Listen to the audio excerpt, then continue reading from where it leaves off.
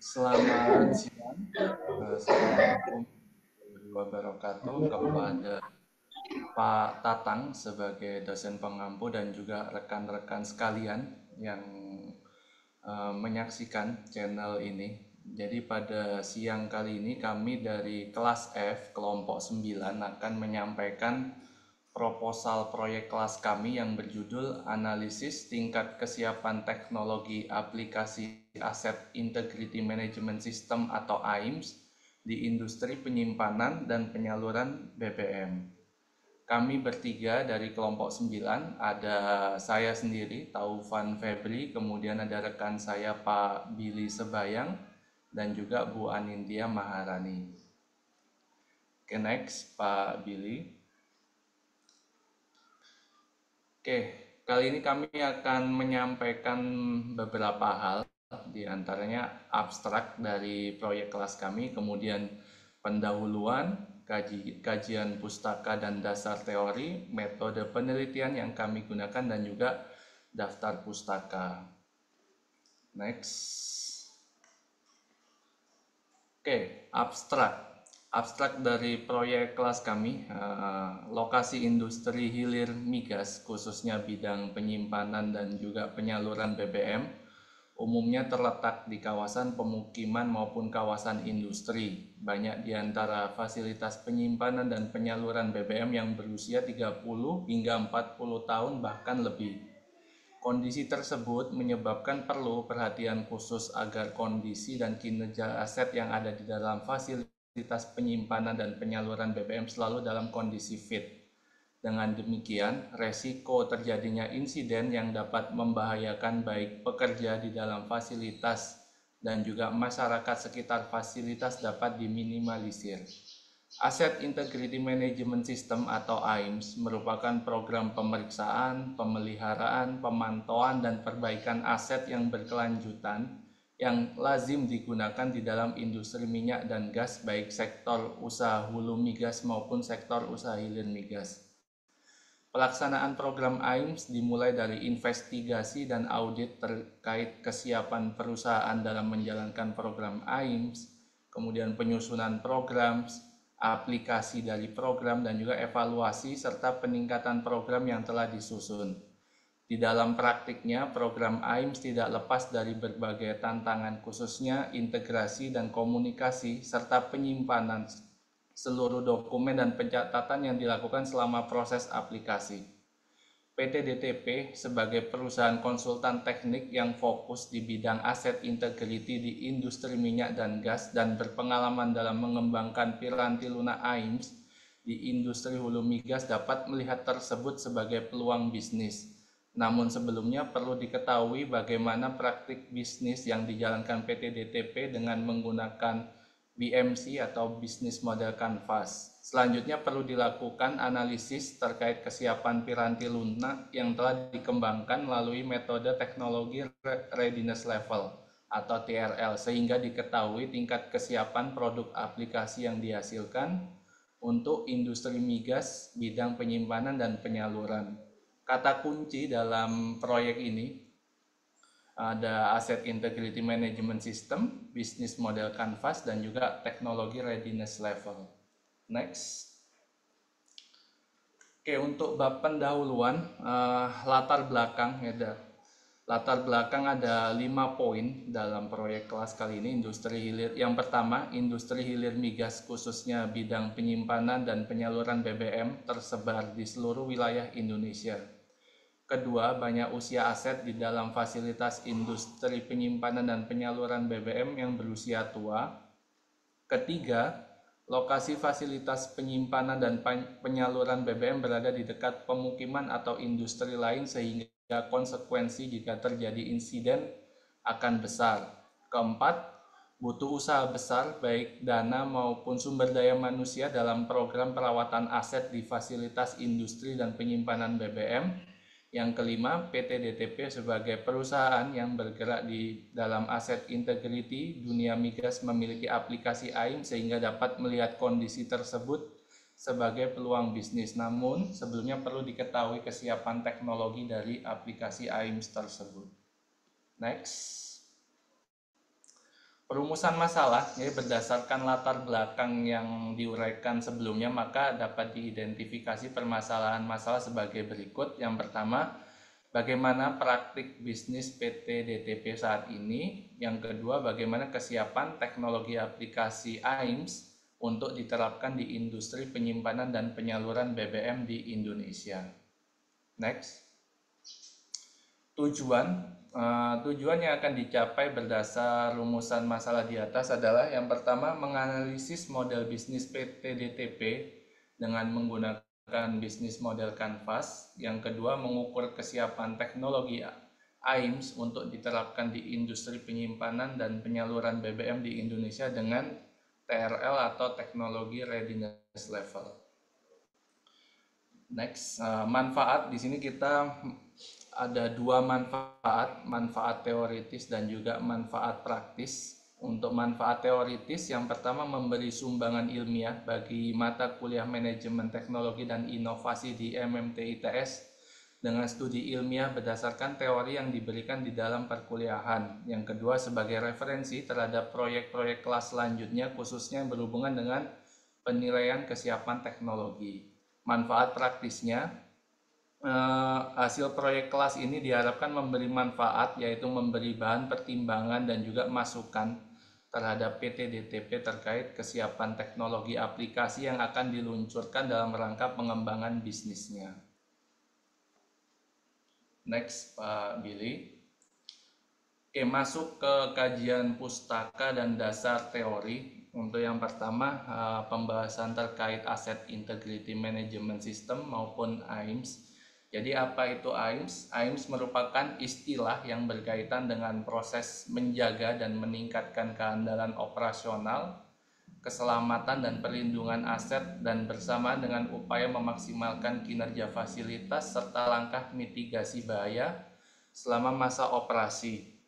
Jika kita lihat beberapa sumber untuk tahapan AIMS umumnya adalah yang pertama, investigasi dan audit, kemudian dilanjutkan dengan penyusunan program, setelah itu dilakukan realisasi program, dan terakhir evaluasi dan peningkatan dari program itu sendiri. Untuk investigasi dan audit kita bisa mengacu ke ISO 55000 ya. Di situ ada 25 hal dalam melakukan investigasi dan audit dari kesiapan program mengaplikasikan program AIMS. Kemudian untuk penyusunan program itu biasanya mengacu ke kode dan standar dari masing-masing peralatan, karena masing-masing peralatan akan memiliki kode dan standar yang berbeda-beda. Selanjutnya untuk realisasi program dan juga evaluasi ini bisa mengacu ke Peraturan Menteri SDM nomor 32 tahun 2021. Di situ pemerintah membuat aturan bagi pelaku usaha minyak dan gas untuk menjaga integritas dari aset di dalam fasilitasnya. Next. Untuk Asset Integrity Management System sendiri, dia meliputi beberapa alat yang tercover ya. Ada bejana tekan, kemudian tangki penimbun, pipa penyalur, sistem perpipaan atau piping system, katup pengaman, peralatan putar, offshore platform atau anjungan lepas pantai, kemudian pesawat angkat. Di dalam AIMS, alat-alat atau bangunan tersebut dilakukan beberapa hal untuk memastikan integritasnya. Yang pertama, inspeksi, perawatan, dan perbaikan. Langkah pertama ini pun juga sebagai pengumpulan dokumen ya, untuk selanjutnya dilakukan di langkah kedua, yaitu kajian teknis, di mana kajian teknis ini akan melakukan beberapa perhitungan yang menghasilkan umur sisa dari peralatan, kemudian inspeksi apa yang harus dilakukan, kemudian rekomendasi repair apa saja untuk menjaga peralatan tetap dalam kondisi fit. Nah, nantinya hasil-hasil dari inspeksi, perawatan, perbaikan, dan juga kajian teknis itu dimasukkan ke tahap ketiga, yaitu strategi dan program jangka panjang. Sehingga dari program AIMS ini dari masing-masing peralatan memiliki Windows. Jadi dia di tahun sekian akan dilakukan inspeksi seberapa banyak peralatan, sehingga ke depan nanti masalah budgeting dari perusahaan akan lebih bisa direncanakan dengan baik dan dimonitor dengan baik. Selanjutnya terkait BMC akan dijelaskan oleh Pak Billy. Terima kasih Pak Taufan. Saya lanjutkan. Jadi kami akan melakukan pendekatan bisnis ke model Canvas untuk menganalisa topik permasalahan yang kami angkat untuk PT DTP. Jadi bisnis model Canvas ini dipopulerkan oleh Alexander Osterwalder dan Yves Wigner ya. Selanjutnya kita akan bahas item per item. Yang pertama itu adalah value proposition ya. Arti lainnya adalah nilai jual. Jadi eh, apa namanya? Apa yang merupakan nilai jual utama dari sebuah produk dalam hal ini PT DTP yang menjadi apa namanya? Menjadi jargon utama sehingga bisa menjawab permasalahan-permasalahan yang dialami oleh kliennya. Jadi mungkin dari sisi harga, kualitas, atau memang manfaat yang disediakan oleh solusi yang ditawarkan oleh PT DTP. Kemudian target konsumen yang kedua ya, customer segment. Dalam hal ini customernya itu adalah PT Pertamina. Uh, uh, Apakah nanti uh, solusi yang ditawarkan itu adalah tailor-made hanya khusus untuk Pertamina atau apakah mungkin ini untuk bisa digeneralisasi sehingga bisa juga ditawarkan kepada pihak-pihak lain yang mempunyai bisnis sejenis. Berikutnya adalah bagaimana hubungan atau interaksi yang dilakukan oleh PT DTP dengan konsumennya sekarang maupun nanti calon konsumen masa depan untuk apa namanya eh, mengetahui ya kebutuhannya dan memberikan solusi yang tepat terhadap permasalahan yang dialami oleh customer tersebut. Kemudian berikutnya adalah channel ya, media atau tempat berhubungan dengan konsumen. Bagaimana PT DTP melakukan channeling ya untuk bisnis mereka terhadap klien-kliennya. Kemudian apakah aktivitas utama ya untuk mencapai value proposition? Jadi sebenarnya apa aktivitas yang dilakukan oleh PT DTP dalam menghasilkan service atau jasa ataupun software yang dijual kepada klien akhirnya. Dan berikutnya adalah apa sumber daya utama ya yang dimiliki oleh PT DTP untuk mencapai value proposition yang ditawarkan tersebut. Nah, selanjutnya apakah memang PT DTP itu melakukan seorang diri atau memang ada pihak atau rekan partner-partner lain yang juga memiliki kontribusi yang cukup besar ya sehingga nilai nilai jualnya juga akan semakin baik. Kemudian bagaimana PT DTP melakukan atau menyusun skema finansialnya sehingga produk atau proses produksi dan nilai jual produk itu bisa memberikan keuntungan ya bagi PT DTP itu sendiri. Kemudian bagaimana PT DTP mengenerate atau menghasilkan revenue stream bagi perusahaannya sendiri. Ya, ini merupakan bisnis canvas model. Untuk selanjutnya teknologi dan business level akan diterangkan oleh rekan kami Ibu Anentia. Silakan Ibu. Terima kasih Pak Billy. Selanjutnya kan saya jelaskan tentang teknologi digital, di mana teknologi digital ini terdiri dari 9 ya. Kita ambil dari NASA. Pertama ada teknologi readiness level 1, di mana ini tentang basic principle yang observe and report. Artinya basic principle yang diamati dan dilaporkan. Pertama kita mulai dari ide. Uh, apa nih ide kita uh, yang mau kita lakukan dalam suatu project. Di sini kan kita akan menjelaskan kadang membuat sebuah uh, AIMS atau Asset Integrity Management System untuk sistem di penyimpanan dan penyaluran BBM. di klien customer kita di PT Pertamina. Kemudian kedua, TRL2, Technology Concept and or Application Formulating. Jadi kita mulai membuat TRL kedua ini tentang formula atau konsep aplikasi yang mau akan kita buat dari project tadi, AIMS tadi.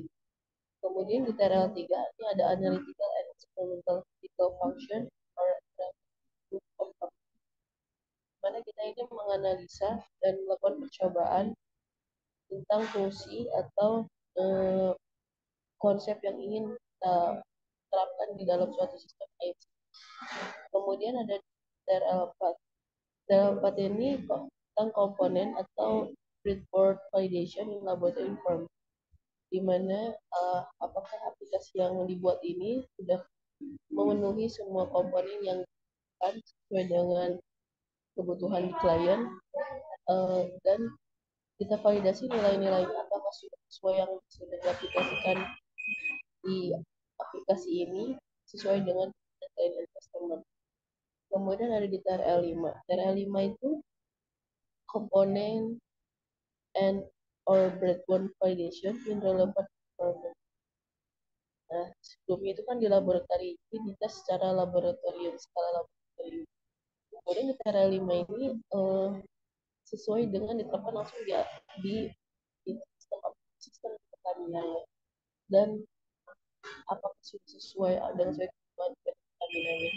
Kemudian di TRL 6, TRL 6 ini our system model or prototype demonstration in a relevant environment or space, mana sistem atau tadi dibuat kita akan membuat aplikasi atau formula dengan sebutan AIMS tadi itu sudah, atau kita buat prototipe-nya demonstrasi itu ke klien ini sudah sesuai dengan yang kami klien customer ini butuhkan atau tidak.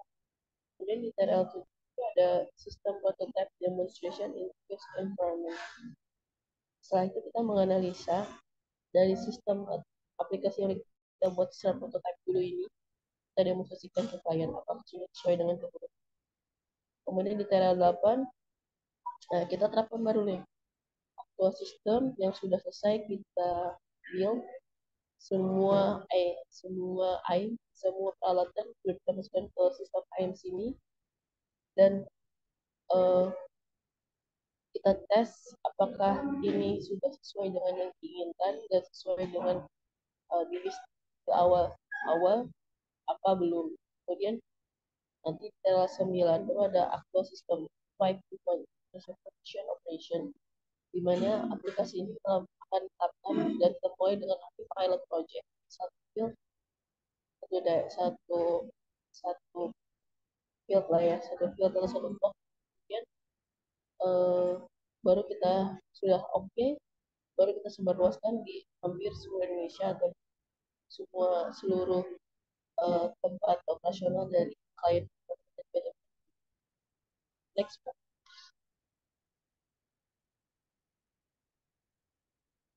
Nah, di sini ada metode pembuktian. Ini kita buat block chart-nya aja ya, sama dari awal dimulainya ini kayak macam program kan, block diagramnya, baru kita lanjutkan pengumpulan data. Nah, di sini pengumpulan data itu kita dapatkan dalam dua tipe ya. Pertama data primer berdasarkan wawancara engineer PDTP yang melakukan project ini, pembuatan AIM sistem ini, dari mulai tahap pengumpulan datanya dan lain sebagainya. Kemudian ada kita juga pengumpulan data dari data sekunder, data pendukung dari data terkait dengan project AIMS ini dalam objeknya di tempat penyaluran dan penyimpanan data. Kemudian baru kita bandingkan nih dari kita melakukan dua model. Ada satu pertama dari database, ada dengan BMC, kemudian dengan TRL. Jadi dari kalau kita mulai database PTDTP itu dari kode BMC ini, pertama kita lihat dulu database PTDTP apakah CCTV ini dan data yang dikumpulkan ini sudah komplit memenuhi. Kemudian lanjut ke studi praktik bisnis menggunakan BMC. model kanvas yang tadi dijelaskan oleh Pak Billy, kemudian implementasi BMC pada PTDTP. Kemudian kalau dari sisi saya juga ke yang metode yang kedua itu data AIM, mengumpulkan data AIM semua peralatan yang beroperasi kemudi industri hilir tadi, kemudian kita analisa kesiapan teknologi aplikasi AIMS-nya sudah sampai mana, pada apakah sudah sampai level di tahap ke 4, 5, 6, 9 mungkin. Terus kita trial aplikasi AIMS-nya, kita coba trial and error dan kita aplikasikan dengan customer-nya. Dan apakah kita lakukan pilot project, apakah sudah bisa di split out ke semua tempat operasional. Kemudian, nah dari sini kita lakukan laporan dan kesimpulan. Metode yang mana yang mungkin lebih tepat, lebih praktis, lebih efisien untuk dilakukan atau dipecahkan untuk diterapkan dari PTDTP untuk diimplementasikan ke klien customer. Kemudian selesai. Lanjut Pak Billy. Ini daftar pustaka yang kita ambil. Pertama API Recommended Practice 2 SIM 2014 tentang Control Integrity Management of Fixed Offshore Structure yang terkait dengan tadi anjuran offshore platform yang di pantai tadi, di laut tadi. Kemudian yang ISO 55014 yang disebutkan tadi yang mencakup ada 25 hal yang dijelaskan oleh Pak Taufan sebelumnya tadi tentang Asset Management Overview, Principles and Terminology. Kemudian ada ketiga, ada peraturan dan sumber daya mineral Indonesia nomor 32 tahun 2021 tentang inspeksi teknis dan pemeriksaan keselamatan instalasi dan peralatan pada kegiatan usaha minyak dan gas bumi. Kemudian keempat ada bisnis model Generation Copyright 2020 by Alexander Osterwalder. Kemudian yang terakhir ada The Entrepreneur's Roadmap from Concept to IPO, External Business and Legal in Company 2015. Demikian yang bisa kita sampaikan pada tahapan bekerja ini. Sekian dan terima kasih.